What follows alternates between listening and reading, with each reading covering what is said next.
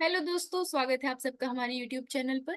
तो जैसे कि आप सब देख पा रहे होंगे, मैंने यहाँ पे Indian institute of science education and research Kolkata मतलब आईसर कोलकाता की साइट खोल के रखी है। इसका मतलब ये है कि मैं इसके बारे में कुछ नोटिफिकेशन आपके साथ शेयर करने वाली हूँ या कुछ इन्फॉर्मेशन मैं इसके बारे में देने वाली हूँ। तो आईसर कोलकाता का समर इंटर्नशिप का फॉर्म आई थिंक मैंने आपके साथ रिवील कर दिया है। आज मैं आपको शेयर करूंगी इनका जो पीएचडी नोटिफिकेशन है। तो यस दोस्त, यस गाइस, इसका जो नोटिफिकेशन है फॉर ऑटम सेमेस्टर वो आ चुका है। तो आज हम उसको स्टेप बाय स्टेप डिस्कस करेंगे। ओके, तो वहां पे एक स्टेप चल रहा था, मैंने उस पर क्लिक किया फॉर ऑटम सेशन और यहाँ पे मैं पहुंच गई। इनका जो होम पेज है, जो इसका इंटरफेस है फॉर पीएचडी नोटिफिकेशन। अब मैं आपको बताती हूँ, यदि आपको डायरेक्टली इस पेज पे आना है तो आप यदि सीधे लिखोगे आइजर कोलकाता पीएचडी 2024 तो आप डायरेक्टली भी यहाँ पे पहुंच सकते हैं इस वाले पेज पे। ठीक है, अब ये वाला जो एडवर्टीजमेंट है आपको दिख रहा होगा, यहाँ पे कुछ ब्रांचेस लिखी हुई हैं, कुछ स्ट्रीम्स लिखी हुई हैं, जैसे कि biological science, chemical science, computational and data sciences, earth sciences, humanities and social sciences, mathematics and statics, physical sciences and space sciences.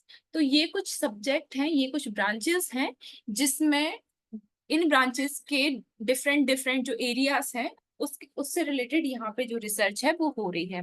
Okay, तो ये तो जस्ट आपको ये बताया जा रहा है कि ये ब्रांचेस में रिसर्च हो रही है। अब आपको मिनिमम जो एलिजिबिलिटी है वो आपको कहाँ से देखनी है, वो यहाँ से आप देखोगे। ये वाले जो कॉलम्स आपको दिख रहे होंगे ये वाले, ठीक है। तो आप किसी भी रैंडम एक ब्रांच को या एक सब्जेक्ट को क्लिक करना है। जैसे कि मैं केमिकल साइंसेस पे क्लिक करती हूँ। जैसे आप केमिकल साइंसेस पे क्लिक करोगे तो ये कंप्लीट नोटिफिकेशन जो है आपको दिख जाएगा। ओके, तो यहाँ पे आप देख सकते हैं कि यहाँ पे मिनिमम मिनिमम एलिजिबिलिटी क्राइटेरिया क्या है। आपके पास एमएससी होनी चाहिए with 55% marks in any field of chemistry, physics और मैथमेटिक्स। इनमें से यदि किसी भी फील्ड में आपके 55% मार्क्स हैं इन एमएससी तो आप इसके लिए एलिजिबल हैं। ये मिनिमम क्वालिफिकेशन है।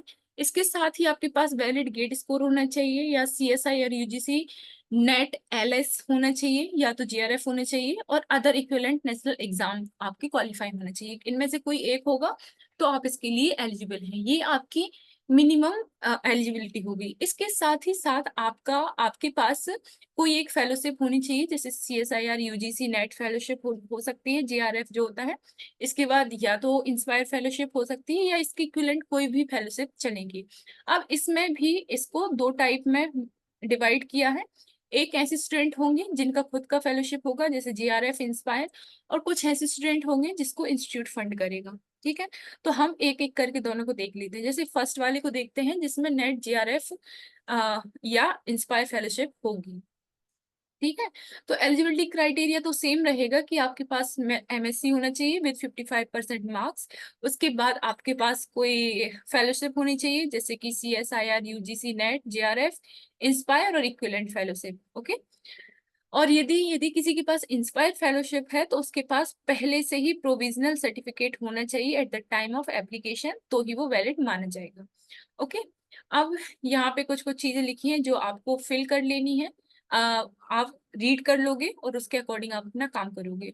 और यहाँ पे लिखा हुआ है कि यदि रिजर्वेशन कैटेगरी से कोई है तो उसको गवर्नमेंट ऑफ इंडिया के रूल्स के अकॉर्डिंग रिजर्वेशन मिलेगा। साथ ही साथ यहाँ पे इंटरव्यू डेट भी मेंशन किया है, 27 और 28 मई को इंटरव्यू होगा और इंटरव्यू आपका ऑफलाइन होगा। तो ये भी देख के आपको फॉर्म फिल करना है कि आप इसमें अवेलेबल हो पाओगे या नहीं। ओके, तो ये सारी चीजें हैं। आप इस वाली साइट पे जाके डिपार्टमेंट को विजिट कर सकते हो कि कौन कौन से प्रोफेसर्स हैं जो किस और कौन कौन से प्रोफेसर हैं और किस फील्ड में काम कर रहे हैं, ताकि आपको अपना जो रिसर्च एरिया है और गाइड डिसाइड करने में हेल्प मिल पाए। इसके बाद यदि इंस्टीट्यूट फंडेड पीएचडी का जो नोटिफिकेशन है यदि वो देखें तो यहाँ पे हम देख सकते हैं कि सेम आपके पास या तो गेट स्कोर कार्ड होना चाहिए या तो आपके पास सीएसआई और यूजीसी नेट एलएस होना चाहिए, और अदर इक्विवेलेंट नेशनल एग्जाम यदि आपका क्वालिफाई है तो आप इसके लिए एलिजिबल हैं।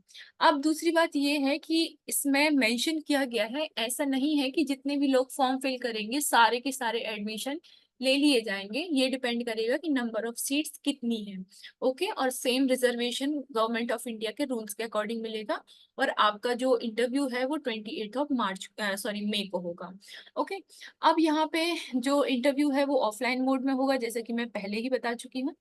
अब यहाँ पे बात की गई है कि जैसे कि मैंने आपको बोला कि जितने भी पोजीशंस होंगी, जितने भी सीट्स होंगी, वैकेंट सीट्स, उसके अकॉर्डिंग ही आपको एडमिशन मिलेगा या एडमिशन लिया जाएगा।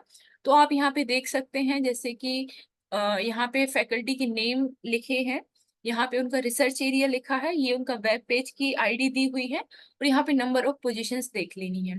ठीक है, तो आपको यहाँ से देख लेना है कि आपको किस एरिया में काम करना है। ओके, और उसके अंडर कितनी सीट्स हैं, और कौन सा वो मतलब आप पूरी इंफॉर्मेशन निकाल लोगे, या तो गाइड को मेल कर लो, या फिर जैसे भी आपको इंफॉर्मेशन निकालनी है निकालो, और फिर उस हिसाब से आप अपना फॉर्म फिल करेंगे। Okay, so yes, this is complete notification. अब इसके बाद मैं थोड़ा सा आपको इम्पोर्टेंट डेट्स के बारे में डिस्कस कर लेती हूँ। जैसे आप इस वाले कॉलम में जाएंगे तो यहाँ पे इम्पोर्टेंट डेट्स दी हुई हैं, जैसे पीएचडी एप्लीकेशन पोर्टल, जो कि 1 मार्च से स्टार्ट हो चुका है, और 30 अप्रैल जो है इसकी लास्ट डेट है। ठीक है, अब जो फर्स्ट शॉर्ट लिस्ट आएगी फॉर रिटन एग्जाम और इंटरव्यू वो 8 मई को आ जाएगी। इसके बाद 24 से 31 मई तक आपका इंटरव्यू चलेगा। इसके बाद इसका 10 जून को आपका रिजल्ट आ जाएगा। ठीक है, 10 जून से रिजल्ट आने के बाद आपका 15 जुलाई से प्री रजिस्ट्रेशन स्टार्ट हो जाएगा, और 28 जुलाई को आपका फाइनल रजिस्ट्रेशन होके आपको आपकी पीएचडी जो है वो स्टार्ट हो जाएगी। ओके, अब यहाँ पे कुछ फ्रीक्वेंटली आस्क्ड क्वेश्चन है, यदि आप ये देख लेंगे तो आपको पता चल जाएगा कि लोगों ने कौन कौन से क्वेश्चन पूछे हैं। यदि आपका ये इनमें से कोई क्वेश्चन है और आपको समझ में नहीं आ रहा है कि मतलब आपको इनमें से कोई प्रॉब्लम आ रही है, तो हो सकता है कि आपकी प्रॉब्लम यहाँ से सॉल्व हो जाए। फिर भी यदि नहीं होती है, so we are there for you, हम आपकी हेल्प जरूर करेंगे। So yes, this is the complete notification of IISER Kolkata for PhD. Okay, so yes, this is all from my side. Thank you so much for watching. मिलते हैं next video में और भी information के साथ।